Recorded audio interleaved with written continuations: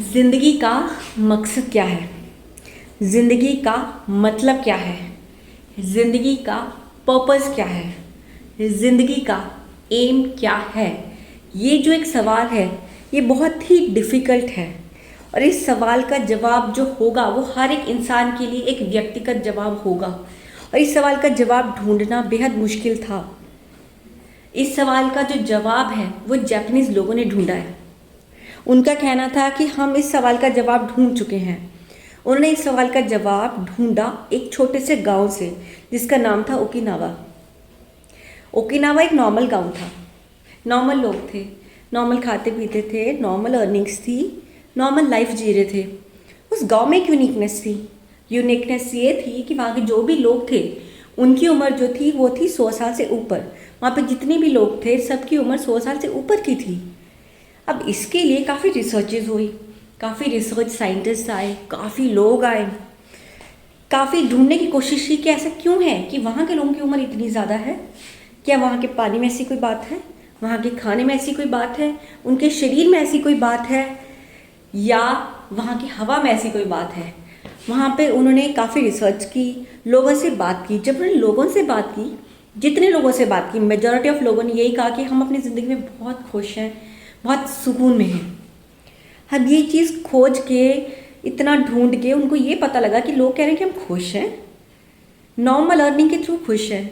अब इसके थ्रू उन्होंने एक आंसर ढूंढा और उसका आंसर का नाम बताया उन्होंने इकिगाई। इकिगाई क्या होता है? इकिगाई इन सारे सवालों का जवाब है। उसका मतलब ही यही है, मीनिंग ऑफ लाइफ।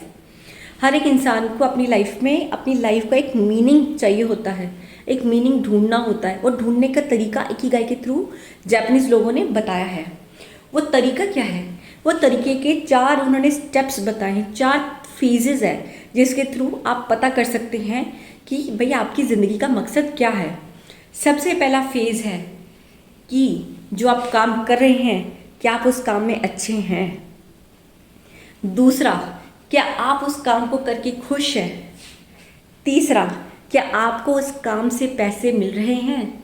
और चौथा, जो सबसे ज़्यादा ज़रूरी था वो ये था कि उस काम की क्या इस दुनिया को ज़रूरत है।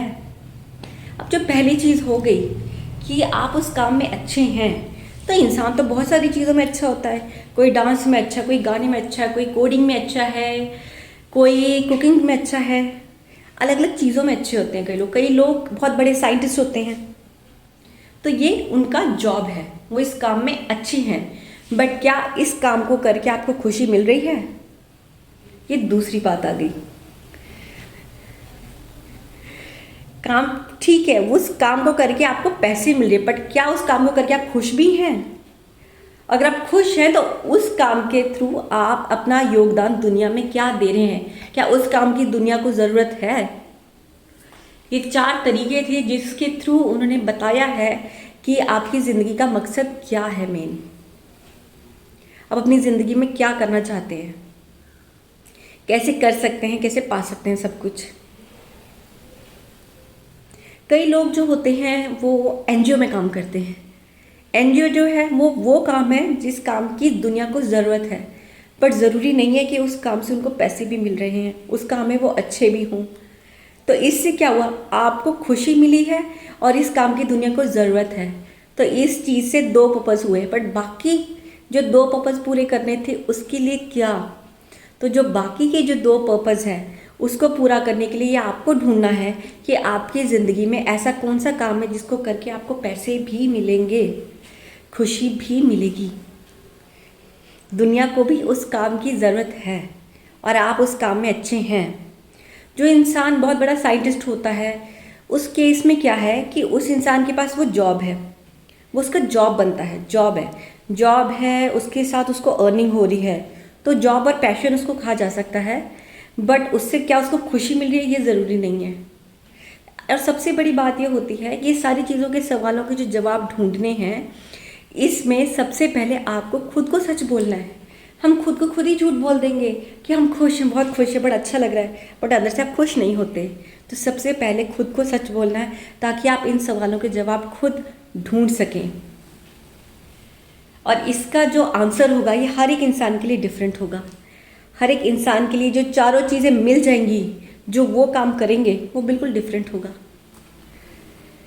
तो यही था मेन इकिगाई। आई होप आपको ये अच्छा लगा होगा। चैनल को सब्सक्राइब ज़रूर कीजिए एंड थैंक यू।